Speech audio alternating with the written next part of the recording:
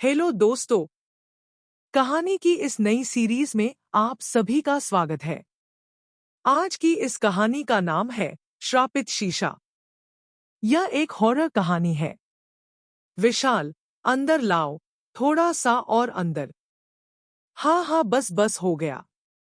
अब खोलो इसे, सारा सामान निकालना भी तो है। सरदार जी, ट्रक का मालिक। ओ, तेनू कलेक्टर नाल फोन करवावा। जल्दी सामान नू अनलोड कर, पुत्ते दे पुत्तर। उसका नौकर ट्रक से सामान उतारकर विशाल के नए घर में शिफ्ट करने लगता है। विशाल, अरे, अब तो खुश होना।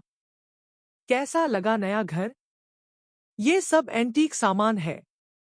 खुश तो होना तुम।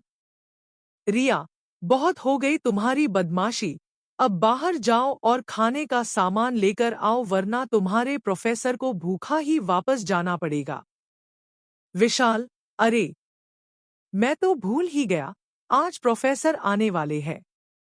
मैं अभी मार्केट से सारा सामान लेकर आता हूँ। विशाल के जाने के बाद रिया भी सीधे नहाने के लिए चली गई। रिया जब नहाकर वापस आई तो श्रृंगार करने के लिए उसने अपने शीशे से कपड़ा हटा दिया और उसके सामने बैठकर बड़े ही प्यार से संवरने लगी। रिया अभी श्रृंगार कर ही रही थी कि अचानक उसने देखा कि उसका प्रतिबिंब शीशे के अंदर से हाथ में खाना उसे ही देने आ रहा है। हाथ में खाना देख रिया ने सबसे पहले अपने आसपास देखा, लेकिन आसपास कोई नहीं था। फिर जब वो शीशे के पास गई तो शीशे में से दो हाथ बाहर निकले और रिया को खाना देने लगे। इतने में विशाल आ जाता है। विशाल, कब से बेल बजा रहा हूं? देखो ना, मेरे साथ कौन आया है? मेरे प्रोफेसर, मिस्टर अतुल। रिया, आ जाइए, मैं वापस आ गई हूं। रिया की बात विशाल को समझ नहीं आ रही थी, लेकिन जब वो प्रोफेसर के साथ घर के अंदर आया तो उसे यकीन ही नहीं हुआ कि ये घर उसी का है। प्रोफेसर, अरे वाह विशाल, तुमने तो अपने घर को महल ही बना दिया। अतुल घर के सामान को देख ही रहा था कि उसकी नजर शीशे पर पड़ी, जिसे देखकर उसके पसीने छूटने लगे। प्रोफेसर, ये श्रापित शीशा यहाँ पर कैसे आया? तोड़ दो इसे, वरना विशाल यह तुम्हारे पूरे घर को खा जाएगा। अतुल शीशे को देख बगल से फूलदान उठाता है और गुस्से में शीशे की तरफ जैसे ही फेंक देता है, अतुल का यह वार खाली चला जाता है। उसने जैसे ही फूलदान शीशे की तरफ फेंका, उसके अंदर से एक और रिया बाहर निकल आई और उसने वो फूलदान पकड़कर दोबारा अतुल की तरफ फेंक दिया, जिसके लगते कि अतुल बेहोश हो गया। विशाल, रिया, तुम ये क्या कर रही हो? तुम्हारा दिमाग तो ठीक है? रिया, तुम्हारे सामने वो तुम्हारी पत्नी को मार रहा है, तुम हो कि खड़े खड़े बस तमाशा देख रहे हो? कैसे पति हो तुम? अगली सुबह जब विशाल की आंखें खुली तो उसने खुद को अस्पताल में पाया। उसने बस होश संभाला ही था कि उसे पिछली रात को घटी वो वारदात याद आ गई, जिसके याद करते ही वह सहम सा गया और प्रोफेसर को ढूंढने लगा। Vishal, professor, professor, professor Atul. Nurse, तुम क्यों बवाल करता है? तुम जिसको ढूंढ रहा है वो तो दूसरे आईसीयू वार्ड में है। जाओ जाकर मिल लो। विशाल, प्रोफेसर, मेरी पत्नी रिको क्या हो गया है? अब वो इस तरह से क्यों बर्ताव कर रही है? और मेरे जाने से पहले घर में इतना सामान तो नहीं था, फिर अचानक से वो झूमर, मूर्तियां, ये सब कहाँ से आ गए? प्रोफेसर, क्योंकि विशाल, जो तुम्हारे घर में वो शीशा है वो श्रापित है। मिस्र की रानी का काला जादू शीशे में कैद है। जिस किसी शख्स की परछाई उस शीशे पर पड़ती है, उसकी परछाई उस शीशे में हमेशा के लिए कैद हो जाती है और वो मिस्र की रानी उसकी परछाई से कुछ भी करवा सकती है। विशाल, तो क्या मेरी पत्नी की परछाई उस मिस्र की रानी ने शीशों में कैद कर ली है? प्रोफेसर, मगर जिस किताब में मैंने इसे पढ़ा था उसमें इसका तोड़ भी लिखा था। विशाल, अगर तुम अपनी पत्नी की परछाई को श्राप से मुक्त करना चाहते हो तो तुम्हें उसको तोड़ना ही होगा, वो भी जल्द से जल्द, क्योंकि बिना परछाई के तुम्हारी पत्नी ज्यादा दिन जिंदा नहीं रह सकती।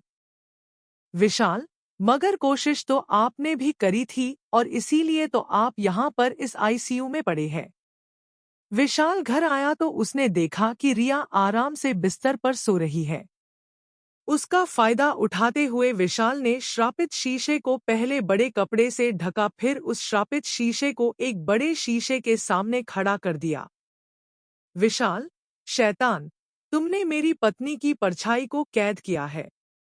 मैं कहता हूँ मेरी पत्नी की परछाई को आजाद कर, वरना मैं ये शीशा तोड़कर तुझे और तेरी ताकत को हमेशा हमेशा के लिए खत्म कर दूंगा।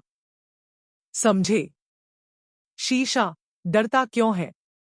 अरे हिम्मत है तो सामने आकर बात कर। कसम से मैं तेरी पत्नी की परछाई को तुरंत आजाद कर दूंगी। विशाल, बड़ा शौक है ना तुझे दूसरों की परछाई चुराने का? ले अब अपनी परछाई चुरा कर दिखा। शीशा, हटाओ इस शीशे को मेरे सामने से, मैं कहती हूँ हटाओ से। मुझे दर्द हो रहा है। मैं कभी बहुत खूबसूरत हुआ करती थी, लेकिन श्राप के कारण आज मुझसे मेरा ही चेहरा देखा नहीं जा रहा। विशाल, मैं तुम्हारे हाथ जोड़ती हूँ, इस शीशे को मेरे सामने से हटा दो। विशाल, मैं ये शीशा सिर्फ तभी हटाऊंगा जब तुम मेरी पत्नी रिया की परछाई को उसे वापस करेगी।